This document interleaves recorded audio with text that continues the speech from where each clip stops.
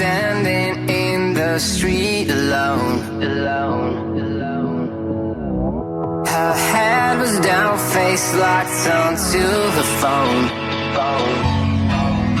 And I wished I'd had a number so I could be color unknown. And then I taught her how to look into my eyes and never let it go.